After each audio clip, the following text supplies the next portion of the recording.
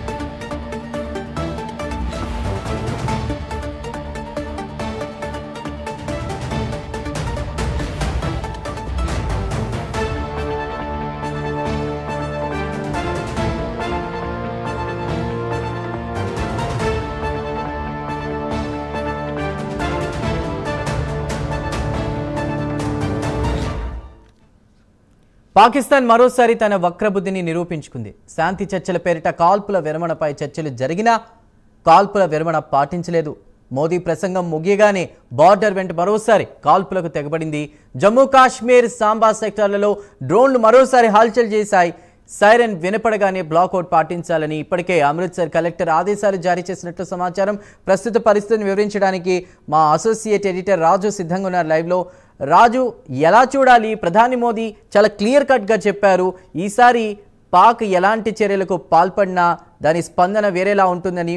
మళ్ళీ పాకిస్తాన్ వక్రబుద్ధి చూపిస్తూ వస్తోంది. ప్రస్తుతం డ్రోన్లు హల్చల్ చేస్తున్నాయి. దీన్ని ఏ విధంగా తీసుకోవాలి రాజు? రైట్ చందు, మొత్తానికి భారత ప్రధాని నరేంద్ర మోడీ జాతిని ఉద్దేశించి ప్రసంగించినటువంటి కాసేపటికే పాకిస్తాన్కి సంబంధించినటువంటి డ్రోన్లన్నీ కూడా ఆకాశంలో హల్చల్ చేస్తూ ఉన్నాయి. అయితే ఇక్కడ వాళ్ళు కాల్పుల ఉల్లంఘనకి పాల్పడ్డారు అనే దానికి ఎక్కడ కూడా అధికారిక సమాచారం లేదు. కానీ ఏదైతే సరిహద్దు వెంట పాకిస్తాన్కి సంబంధించినటువంటి డ్రోన్లు అయితే హల్చల్ చేస్తూ ఉన్నటువంటి పరిస్థితి. అయితే మనకున్నటువంటి సమాచారం మేరకు, మనకున్నటువంటి నాలెడ్జ్ మేరకు ఏదైతే ఇవి అటాక్ చేస్తున్నాయో, అంటే డ్రోన్లు వచ్చి అక్కడ హల్చల్ చేస్తున్నాయో, ఈ డ్రోన్లన్నీ కూడా అక్కడ ఆ ప్రాంతంలో ఉన్నటువంటి ప్రజలని ప్యానిక్కి గురి చేయడం, సైకలాజికల్గా వాళ్ళని ఒక ఇంత ఇబ్బంది పెట్టేటువంటి ప్రయత్నంలో భాగంగానే ఈ డ్రోన్లు అక్కడ హల్చల్ చేసే విధంగా పాకిస్తాన్ ఒక కుట్ర పన్నిందేమో అనేటటువంటి అనుమానాలు వ్యక్తమవుతున్నాయి. కానీ ఎక్కడ కూడా డ్రోన్లకు సంబంధించిన దాడి జరగలేదు అనేది మనకు తెలుస్తుంది. డ్రోన్లు కేవలం ఆకాశంలో మాత్రమే వెళ్తూ ఉన్నటువంటి పరిస్థితి.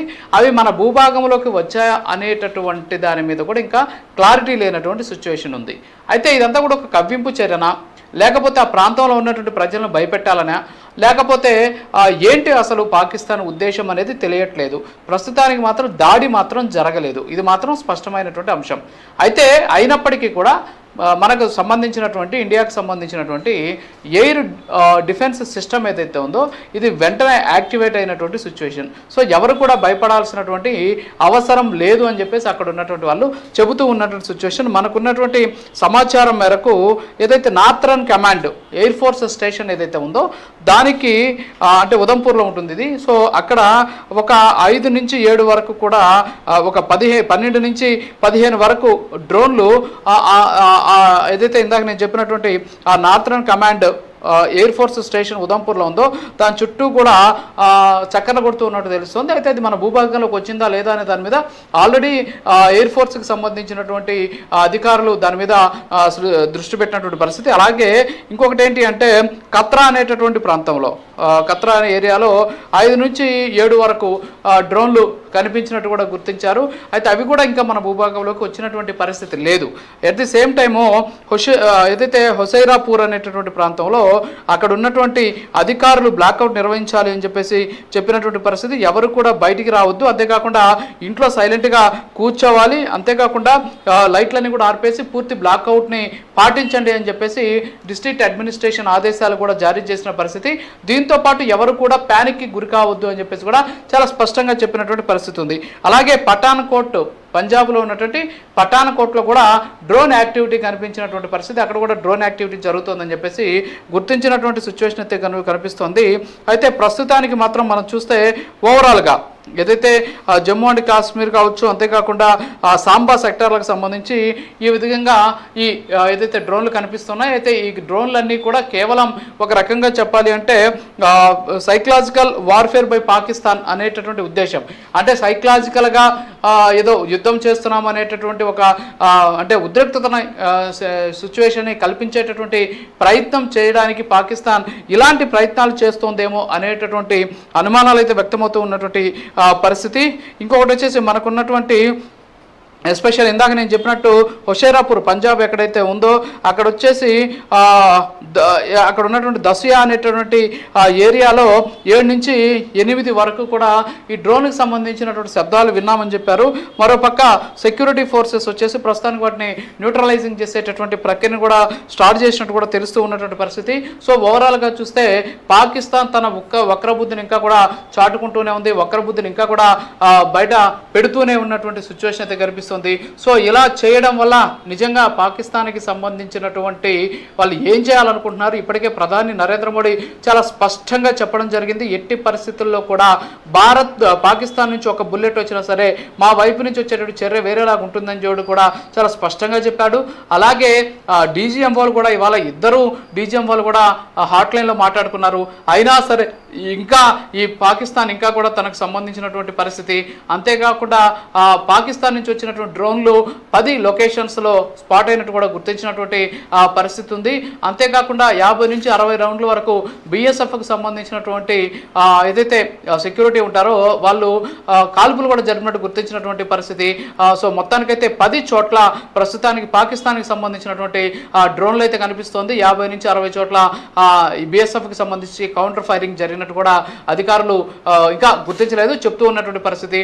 వైష్ణోదేవికి సంబంధించినటువంటి ప్రాంతం కాత్రా అనేటటువంటి ప్రాంతం కావచ్చు, అంతేకాకుండా మార్హ్ జమ్మూలో ఉన్నటువంటి మార్హ్ అనేటువంటి ప్రాంతం, అలాగే సాంబా సెక్టర్. సో మనం చూస్తున్నటువంటి విజువల్ వచ్చేసి సాంబా సెక్టర్ ప్రైమ్ 9 న్యూస్లో కనిపిస్తున్నటువంటిది సాంబా సెక్టర్. సో ఓవరాల్గా చూస్తే అక్నూర్ కావచ్చు, అంతేకాకుండా ఈ వైష్ణో కావచ్చు, అలాగే ఏదైతే ఇందాక నేను చెప్పినట్టు జమ్మూ కాశ్మీర్తో పాటు కత్రా అనేటటువంటి ప్రాంతాల్లో ప్రస్తుతానికి కథువా అనేటువంటి ప్రాంతంలో కూడా ప్రస్తుతానికి డ్రోన్లకు సంబంధించినటువంటి ఏదైతే యాక్టివిటీ ఉంది అని చెప్పేసి కూడా గుర్తించినటువంటి సిచ్యువేషన్ అయితే ఉంది. సో మొత్తానికి పాకిస్తాన్ ఇంకా కూడా తన వక్రబుద్ధిని మానుకోవడం లేదు అనేది ఇక్కడ మనకు స్పష్టంగా తెలుస్తుంది.